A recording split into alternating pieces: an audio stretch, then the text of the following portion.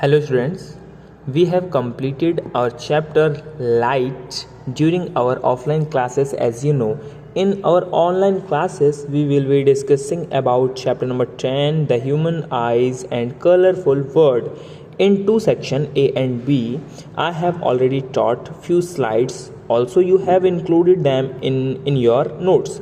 So those who did write the slides, they don't do it again. Okay, now students, our human eye works just like a camera. A camera forms an image on its sensor while our eye forms the image on the retina.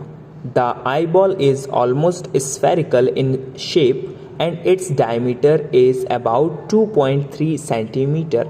So remember, the retina is the screen of our eye and the human eye acts as a natural camera.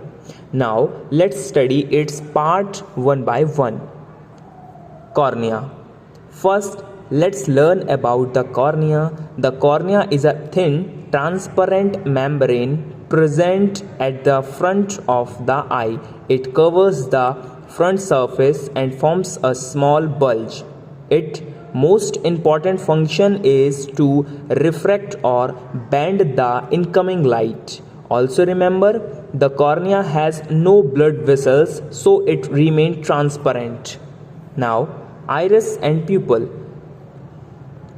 The iris is a dark muscular diaphragm that gives color to our eyes. The pupil is the opening in the iris through which light enters the eye.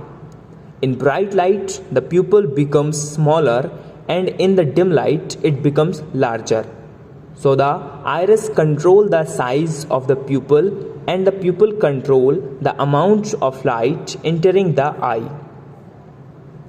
Next is the crystalline lens. It is a convex flexible lens that focuses light on the retina. It shapes changes with the help of ciliary muscles. It becomes thinner for distinct objects and thicker for nearby objects. This helps us see both near and far objects clearly. Now let's learn about the retina. The retina is a light sensitive layer present in the back of the eye. A real and inverted image is formed on the retina. The retina contains millions of light sensitive cells called rods and cones. When light falls on these cells, they produce electrical signals, or you can say electrical impulse. These electrical signals are sent to the brain through the optic nerve.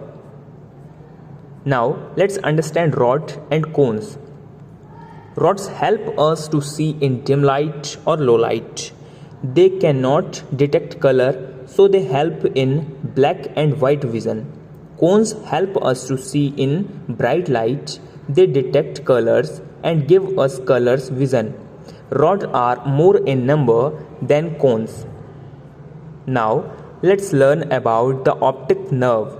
The optic nerve carries electrical signal from the retina to the brain. The brain processes these signals. Finally, the brain understands the image and we are able to see the object clearly.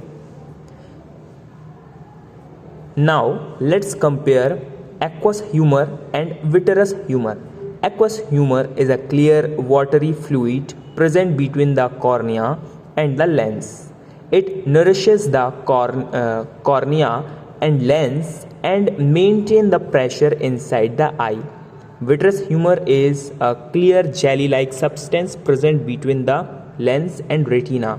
It supports the eye maintain its shape and helps keep the retina in place.